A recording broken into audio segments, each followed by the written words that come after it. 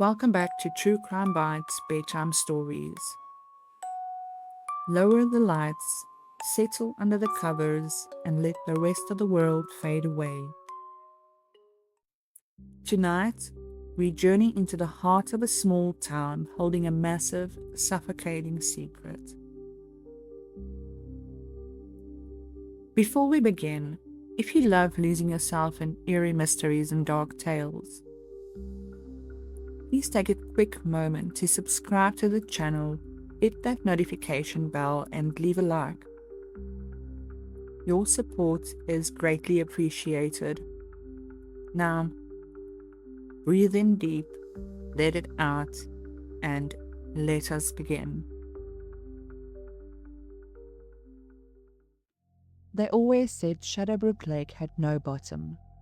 The locals claimed that if you dropped a stone from the old pier, it would fall forever through the freezing pitch-black water, eventually slipping into another world entirely.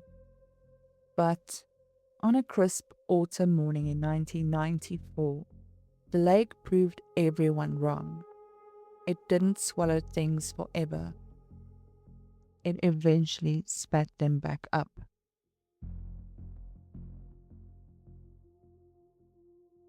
The mist was rolling low across the water when young Harry Pendleton cast his fishing line. It was 4:30 a.m., the hour when world feels completely abandoned. Harry expected the usual tug of a stubborn trout. Instead, his line snagged on something heavy, unyielding. With a grunt, he reeled it in, watching the water ripple and break.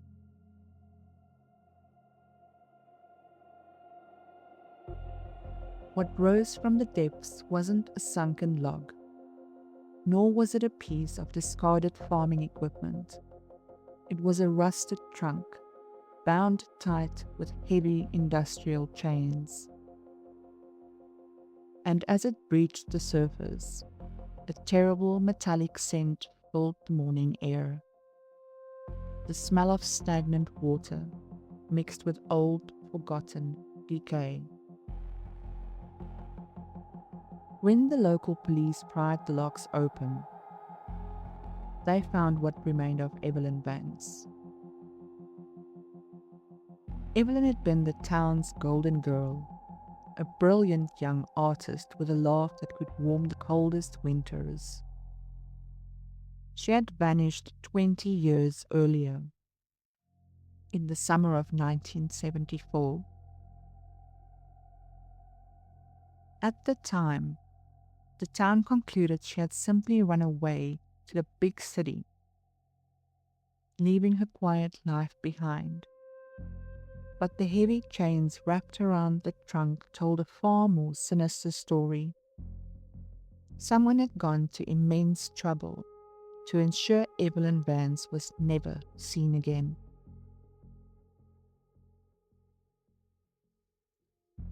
Detective Thomas Lynch was an outsider, a man with tired eyes and a mind that couldn't leave a puzzle unsolved. He looked at the pristine, untouched town of Shadowbrook and knew that the monster who did this wasn't a passing stranger.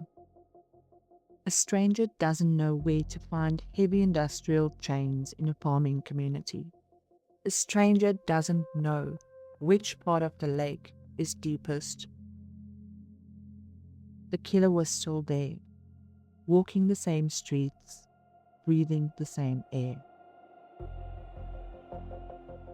Every small town has its pillars. In Shadowbrook, that pillar was Julian Cross. Julian was a wealthy philanthropist, a retired judge, and a man whose generosity funded the local library, the youth center, and the very park that bordered Shadowbrook Lake. In 1974, he had been a charming, ambitious young prosecutor. Today, he was an elder statesman, beloved by all. When Detective Lynch began his rounds, interviewing anyone who had known Evelyn back in the 70s, Julian was more than accommodating. He invited Lynch into his sprawling Victorian manor on the hill, pouring 2 glasses of dark amber whiskey. "It's a tragedy, Detective," Julian said, his voice a rich, comforting baritone. "Evelyn was a rare talent. We all thought she went to New York to pursue her art, to find out who she was. Right here, the whole time. It breaks my heart." Lynch watched Julian closely. The older man's grief seemed flawless. His hands were steady as he poured the drinks. His eyes held just the right amount of sorrow. But Lynch had spent 30 years looking at guilty men, and he noticed something odd. On the mantelpiece behind Julian sat an array of antique locks and keys. "A collector's hobby," Julian explained. But Lynch couldn't shake a nagging thought. A man who loves locks is a man who loves keeping things secure, keeping things hidden. Lynch began to dig into the old yellowing case files of 1974. He discovered that Julian Cross had been one of the last people to see Evelyn alive. He had commissioned her to paint a portrait of his late mother.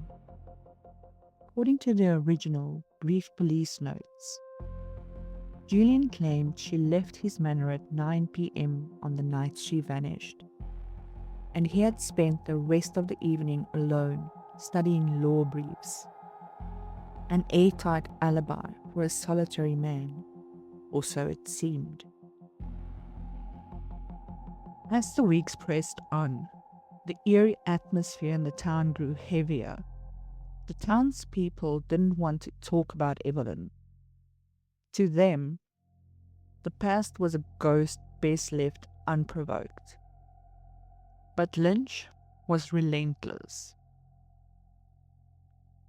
He eventually tracked down Martha Miller, an elderly woman who had worked as Julian Cross's housekeeper back in 1974. Martha now lived in a tiny, cramped cottage on the edge of town. Her hands trembled violently as she poured Lynch a cup of tea, her eyes darting nervously toward the window as if she expected someone to be watching. She admitted to Lynch that she was terrified to speak with him because Julian Cross was still a highly powerful man. But Lynch spoke to her gently, reminding her that Evelyn had spent 20 years at the bottom of a freezing lake and finally deserved a voice. With tears tracing a path down her wrinkled cheeks, Martha finally revealed what happened on the morning after the disappearance. She had arrived at work early on July 14 and found that Julian wasn't in bed. Instead, he was down by the old tool shed near the woods, burning clothes in a large metal drum. When she walked past, he had given her a look so cold it chilled her to the bone, dismissing it as just some ruined rags. But later that week, Martha noticed that the heavy logging chains his father used to haul timber, along with an old iron trunk from the attic, had completely disappeared. Lynch's heart thudded against his ribs. It was a massive breakthrough, but it was entirely circumstantial. A housekeeper's 50-year-old memory wouldn't stand up in a court of law against a man as revered and legally brilliant as Julian Cross. Lynch needed undeniable physical evidence. He needed the one thing a killer always keeps: a trophy. Lynch knew he was playing a highly dangerous game. Julian Cross had connections at every single level of local government. If Lynch asked for a search warrant based on a housekeeper's vague memory, Julian would have it thrown out before the ink was dry. And Lynch would find himself stripped of his badge. He had to act entirely in the shadows. On a moonless night, when the fog was so thick it was impossible to see a hand in front of one's face, Lynch drove his unmarked car to the perimeter of the Cross estate. He slipped through the iron gates, moving like a phantom across the damp lawns. His destination wasn't the main house, but the old disused tool shed Martha had mentioned, which stood swallowed by overgrown brambles on the edge of the property. Lynch pried open the rusted padlock, his flashlight casting a narrow, trembling beam into the darkness. Inside, the air smelled heavily of oil, old dirt, and decay. He began to search, moving aside rusted lawnmowers and broken wooden crates for hours. As the clock crept towards 3 a.m, Lynch was just about to give up when his boots struck a hollow-sounding floorboard near the back corner of the shed. Kneeling down, he swept away decades of dust and pried up the loose board with his pocket knife, revealing a shallow cavity in the earth beneath. Inside sat a small wooden jewelry box covered in cobwebs. With gloved hands, Lynch opened it to find a silver charm bracelet featuring a tiny paintbrush, a palette, and a small heart engraved with Evelyn's initials. Suddenly, the floorboards behind him creaked loudly. Lynch froze as the beam of a powerful flashlight cut through the darkness of the shed, blinding him completely. Julian Cross was standing in the doorway, but he was no longer the polite, grandfatherly philanthropist. He was holding a double-barreled shotgun, his face illuminated by the harsh, upward glare of the light, his eyes wide, vacant, and utterly devoid of humanity. Julian stood over the detective, his voice low, dangerous, and dripping with venom as he reminded Lynch that he was a long way from his jurisdiction. He threatened Lynch with trespassing and tampering, noting that he could easily end the detective's life right there and claim he was just defending his estate against a midnight intruder. Lynch slowly stood up, keeping his hands completely visible while carefully concealing the jewelry box in his pocket. He calmly told Julian that the game was over, explaining that the police had already found the trunk, the chains, and knew all about the clothes burned back in 1974. Julian let out a sharp, mocking laugh that echoed eerily against the metal walls of the shed. He boasted about his family name being etched into the foundations of the county, mocking the idea that anyone would believe a washed-up detective over a decorated, retired judge. But Lynch shifted his strategy. Aiming directly for Julian's massive ego, he openly deduced what had really happened that night. That Evelyn had rejected him. She had been painting his mother's portrait, and Julian believed his wealth and status could buy her. But Evelyn had seen right through the facade, recognizing the monster behind the judge's robes, and she had refused him. At that accusation, the smug smile vanished from Julian's face, and the barrel of the shotgun began to tremble with rage. The psychological trap had worked. In a furious, demonic whisper, Julian finally confessed to everything. He admitted that Evelyn hadn't laughed, but had screamed. He spoke with burning hatred about how a penniless artist dared to look down on a cross.